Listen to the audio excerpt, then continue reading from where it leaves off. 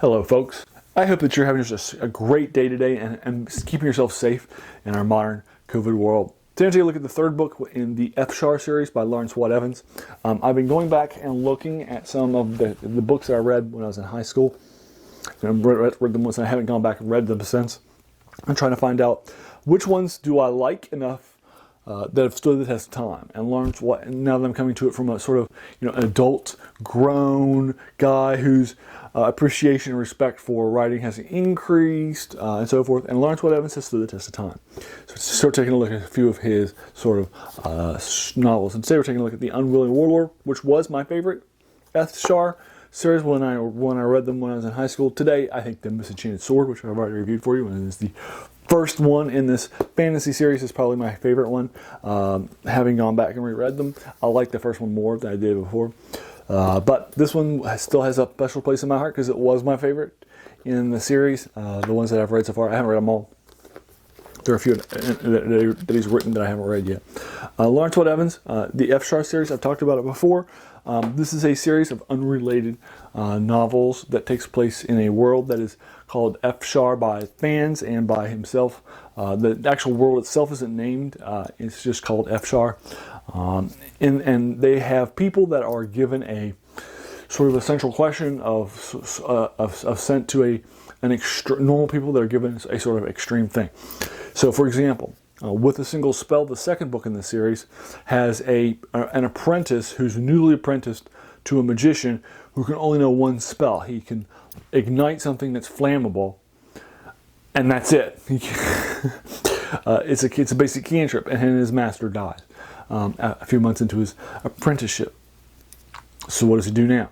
Or the first book, which has a scout for a centuries-long war who doesn't like killing, who comes across this sword that is cursed or blessed, depending on your point of view, to this bloodthirsty sword that's going to kill people each time it's drawn. And then he gets turned into a scout, which for 6 years he never killed a member of the enemy, and he was happy that he didn't, into an assassin. So which he hates doing. What's he going to do now? What's going to happen next? And these central questions are really interesting, and I enjoy them. And the central question here is, we have this guy who's a gambler in the biggest city, Ethshar of the Spices, in the world. And he was born into poverty and the lower class, and he is now a professional gambler in taverns. He swindles farmers and that sort of thing. He actually doesn't cheat. And so that's a key part of who he is. He just thinks he's lucky, doesn't always win. He suspects that he might be using his basic warlockery. There are a number of schools of magic that each have their own rules and sets of regulations. He apprenticed for a warlock for a short period of time, but then the warlock kicked him out and said it wasn't very strong.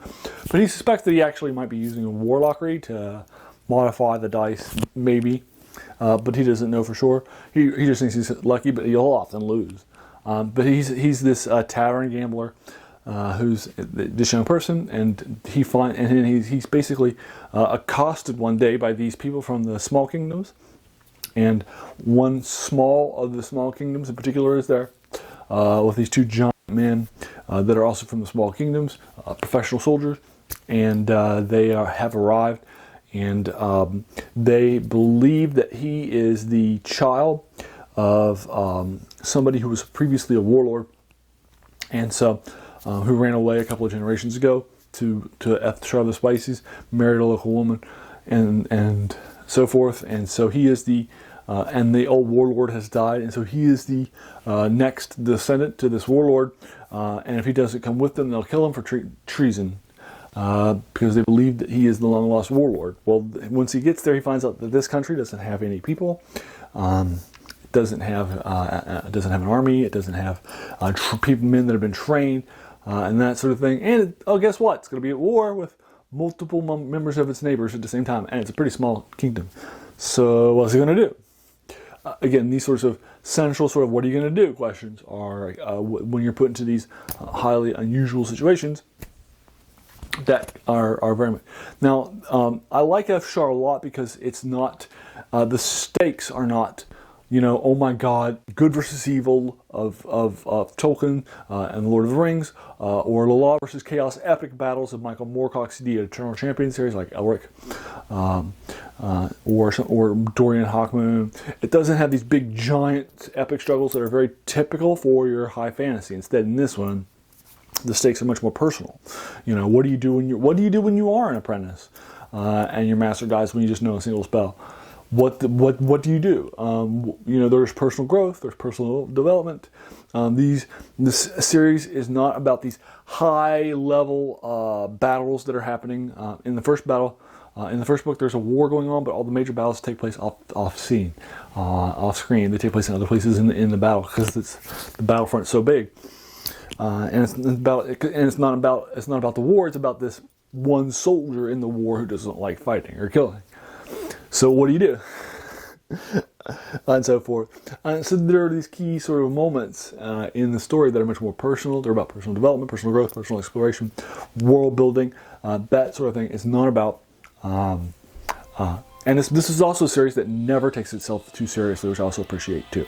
So there you are. There's the third book in the series, The Unwilling Warlord. What did you think of it? Do you agree or disagree with my take on it? I think it's still really, really good. Did you agree or disagree with my take on it? What do you think about it in the comments below? Please let me know. If you like this video, please feel free to hit that subscribe button. There's going to be so many more of these to follow. And finally, I just want to thank you so much for taking some time out of your day and watching my video. We all have so many things happening in our lives, right? So the fact you spent this time with me is incredibly humbling, and I really do appreciate that. So thanks again, and have a great day.